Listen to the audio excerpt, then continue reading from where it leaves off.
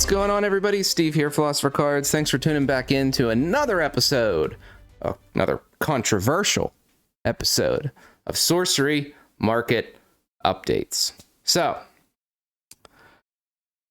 where to begin? I guess it's been a while, guys. We haven't really had a sit down in a while, and, you know, part of it's because I guess there's not a lot of news. There's a few things I want to cover today. We'll hit the subject lines and we'll try to go down the list.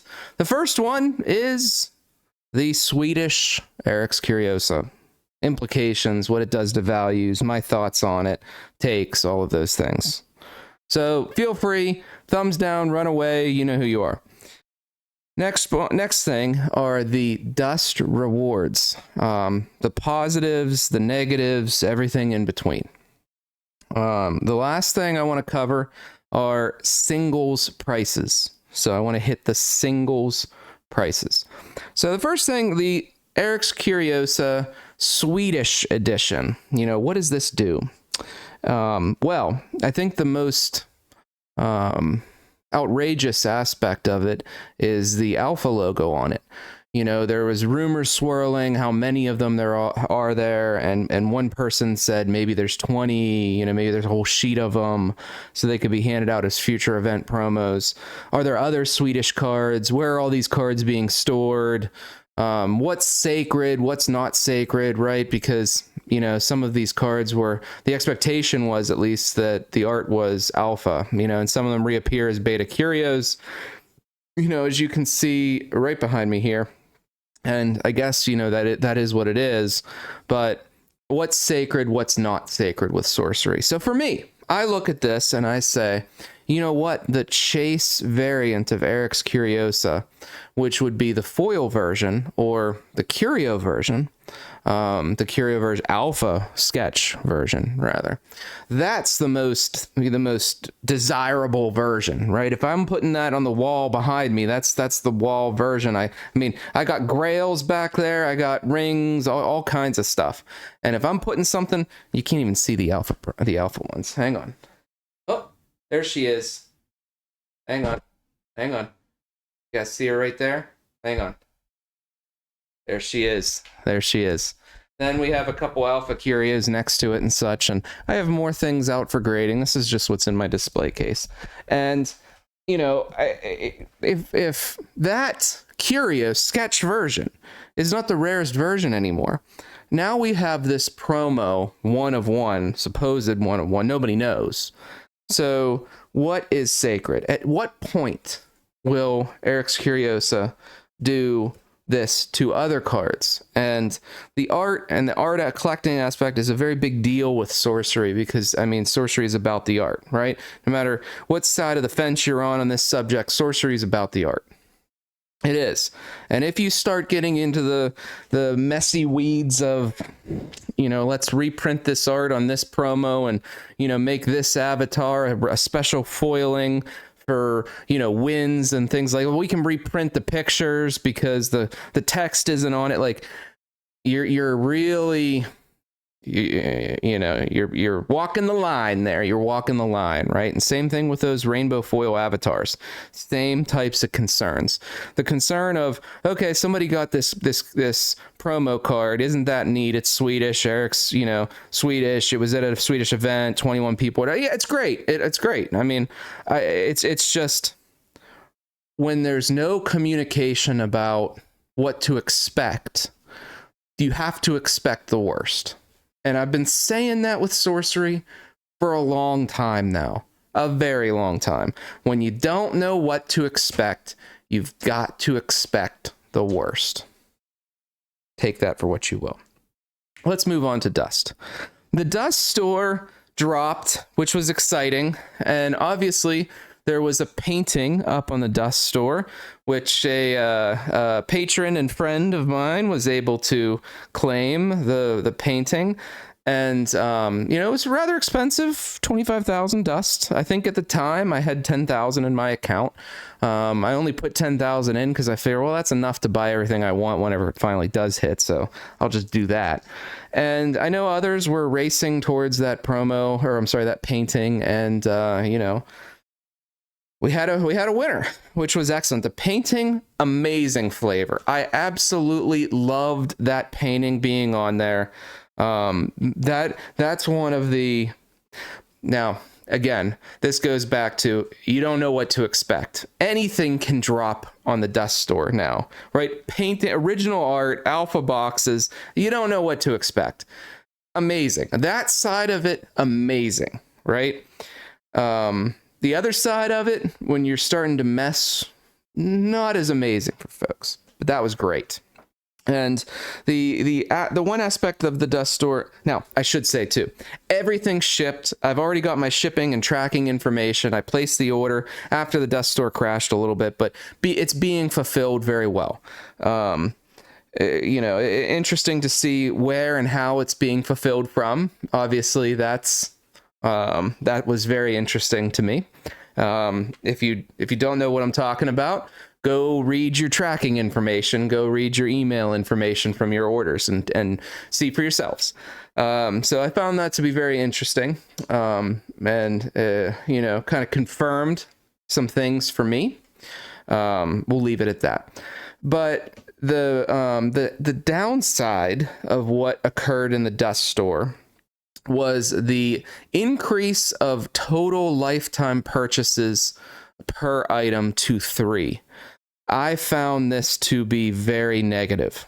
And the reason for it is as follows. 1, they said originally 1 per life, right? And now all of a sudden we're changing again. And when we change like this, again, when you do things like that, the market, the people, the customers begin to expect the unexpected. Expect the worst because it's all unexpected. So we're expecting the worst. So that was a little bit of a messy situation just from expectations and the change of tone and such. But the bigger issue is what it does to the secondary market. So yeah, you had your nefarious folks that would create multiple accounts for, their, dead relatives, and so similar to like Social Security type stuff, people cashing checks when they're over 100 or whatever the story goes. But that's not the majority of people, right? The majority of people, including myself, got 1 per life. We got 1 item from the dust store.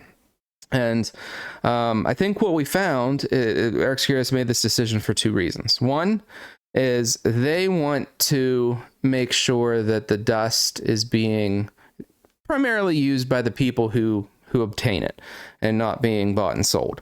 And we'll get into that in a second. The second reason is the stock's just too high.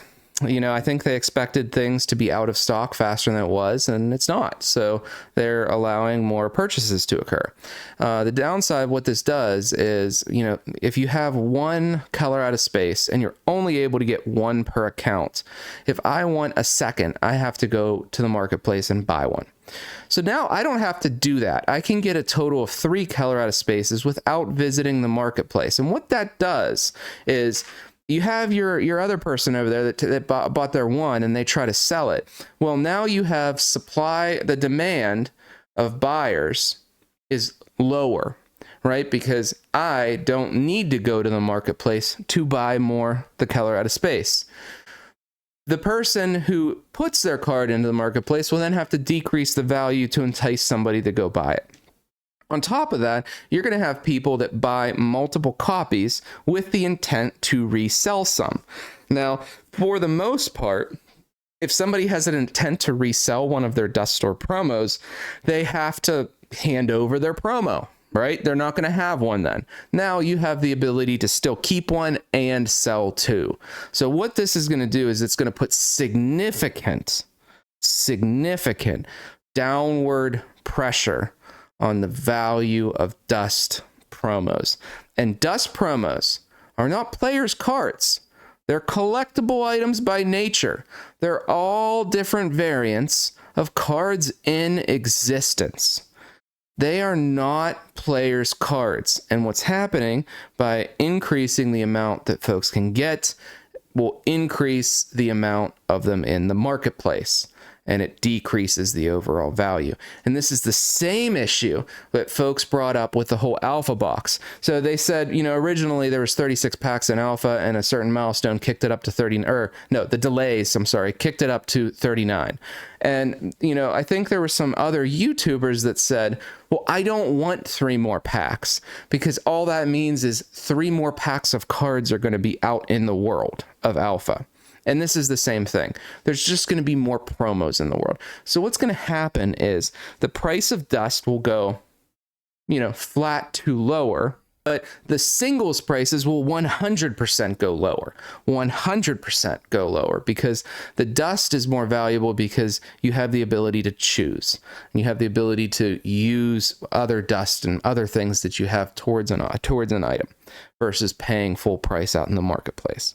So Eric jumped into the Discord, a little while back about this and said, well, on the radar, I'm paraphrasing, in the future, we'd like folks to be able to trade dust from account to account, because Eric's Curiosa wants to make sure all the dust is entered into the system. And the reasoning is because the dust codes tell Eric's Curiosa how many boxes are cracked and who's cracking them, right? So they know that, okay, Steve over here's cracked 500 boxes of beta because he's entered 500 dust codes into the system. Well, if I start to set aside 250 dust codes and I sell some of those to offset some of the cost of the boxes, then it looks like other people are actually breaking those boxes when they're not really breaking them. So ultimately, in the future, that is what Eric Curiosa is pushing towards, and I think having that painting on there will encourage folks in the future to have all of their dust in the store if they want to have the chance at doing that, because there was nobody that had that much dust in the dust store at the time that dropped. Everybody was on the race to try to grab this thing. So positives, the dust store, the promos look great. I'm excited to get the promos. I'm excited to see the painting out there. I'm excited to see the alpha boxes. I'd love to see more product out there that you can get for those dust codes as well. Boxes of cards, so, booster boxes. That will help raise the value of the singles if you're able to get booster boxes out there, because people will spend dust on boxes and not on promos. There's a lot of other things I'd like to see. However, the downsides are, once again, we don't know what to expect. Therefore, we're going to expect the worst. So now moving on to singles prices, and the last topic for the day is, I actually feel, and I've said this on one of my live streams in the past couple weeks, that alpha's bottomed. And every time I say this, somebody comes out and says or does something, and they fall further. So I'm saying this now. I don't have any wood around me, or else I'd knock on it. But I'm witnessing 2 things. One is boxes on the secondary market are drying up. Boxes are changing hands less frequently. And singles prices are starting to finally stabilize.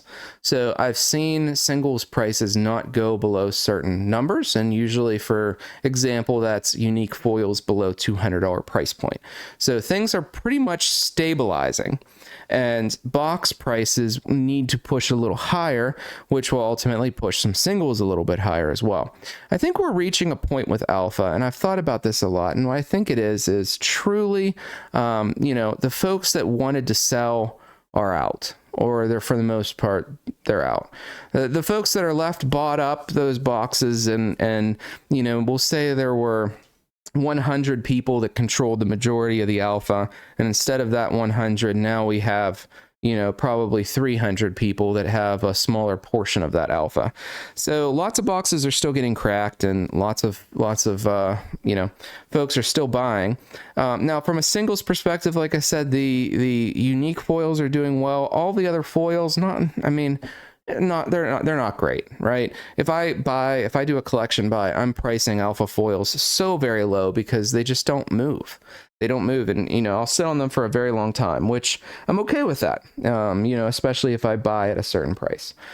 Speaking of, if you have a collection you want to sell of sorcery, reach out to me, philosophercards@gmail. Hit me up on my Discord. I do buy collections. I've bought a few rather large collections recently. So there's that. Now let's hit beta and Arthurian Legends. So talking about beta, the interesting thing to me about beta are the staple cards like the Philosopher's Stone are down to like $82 on TCG Player. Whereas, your cores are creeping up. Amethyst core is like 55. And you're reaching a point where maybe the P Stone isn't as playable as some of the cores. And we're reaching a point where I'm even starting to do that in some of my decks. It's like it's questioning P Stone, everything associated. The other interesting thing are cards like Atlantean Fate. I went to list an Atlantean Fate today on TCG Player, and lo and behold, there's no listings. Nobody really bought it out. There's just none listed. So two things are happening, and this is occurring across beta and Arthurian Legends. I'm sorry, one thing is happening. No one's cracking it. No one's cracking it. No one's listing it. So what's happening is the majority of product that hit in the market right now are collection buys or people that are exiting the game. And that's what I'm listing. I haven't cracked a box of sorcery in pert near 3 months outside of the alpha boxes we break on channel. It doesn't make sense, and I won't do it. Now, you have instances now where some of the foils in Arthurian Legends, for even the unique foils, are starting to creep back up. Now, this is only happening with really unique foils. All the chase cards like Curiosa and things are still falling. Some of the playable unique foils are creeping back up, which is interesting because we have reached a point where the dumps of Arthurian Legends can't really happen much more. I believe there's still a heck of a lot of Arthurian Legends in existence, but it's at a controlled flow where, I think you're going to look to see the box prices eventually reach that 116 to 130 and probably stay there for 5 years. So it'll be interesting, but some of these, chase foils like the rings down there, the foil rings, I'm going to probably cause a stir on this one, and I'm going to say it. The foil rings are too low. Right? If a non-foil ring is $106, $110, a foil ring at $290, it's just too low. It's just too low. I mean, a foil ring, if a P Stone, a foil P Stone is 6x its non-foil price. So non-foil is $82 for a P Stone. A foil P Stone's right at that $500 to $700 range, right around maybe even $500 to $600 right now. So if that's $82 at $500 to $600 and a ring is $106, that should put the foil ring at $600 to $800. But it's just flat out too low, and that's something I want you guys to be made aware of. There's a lot of foils right now that are just too low in Arthurian Legends, which, in my opinion, is too low. Something like the Holy Grail. Right here down, up right there, in the corner, Holy Grail is too low. But I'm able to buy a Holy Grail for $1,500, $1,600. It's too low. That's my opinion. So what we're seeing is essentially nobody cracking it. Whether that's because nobody's playing draft, you have nobody breaking it really, but the amount of churn of cards, even the amount of postings of singles out on Marketplace Discord have dramatically dropped. The Dust Store sparked this revolution of dust being sold back and forth, but otherwise dramatic drops. So please be aware of that. Please, if you're looking at collecting something in sorcery, I haven't sold, I've sold certain things, but the majority of my collection I haven't sold, despite what, the Timmies will tell you out there.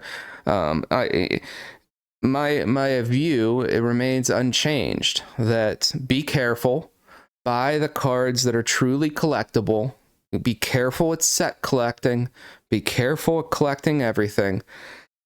Be careful with that stuff. Be careful cracking boxes, thinking that you're going to pay for things by cracking boxes, right? Just be careful. If you buy some boxes to sit on and, you want to open them down the road and okay, if you set collect and foil collect and such and realize, you know, it's not going to hold its value. Again, we don't care if it goes up. You hope things hold their value. If you try to put a foil, you know, Arthurian Legends set together today, and don't be surprised if it's a lot less this time next year. Just don't be surprised. It may not be, but the odds are not in your favor. The odds are not in your favor. So thanks for tuning in, everybody, today. You know, long video, but I haven't talked about this stuff in a while. Appreciate you. Again, check out my Discord.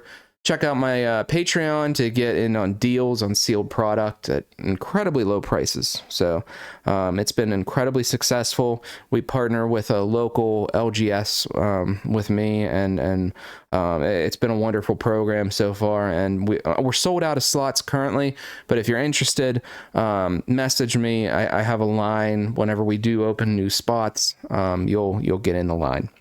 So thanks again, everybody. We'll talk to you later.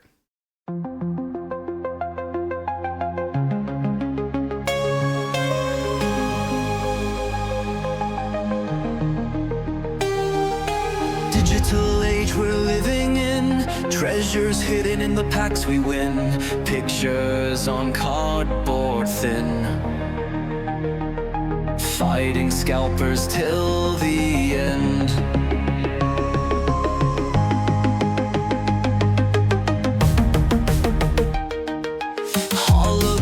Shine so bright, sample packs just drop from sight. In the shuffle I can't win, every pack is cursed with sin. I'm trying to preserve history, in these cards contain my prophet destiny. I refuse to let them win, the time for scalpers now must end. I'm trying to preserve history, in these cards contain my prophet destiny. I refuse to let them win, the time for scalpers now must end. I'm trying to preserve history, in these cards contain my prophet destiny. I refuse to let them win, the time for scalpers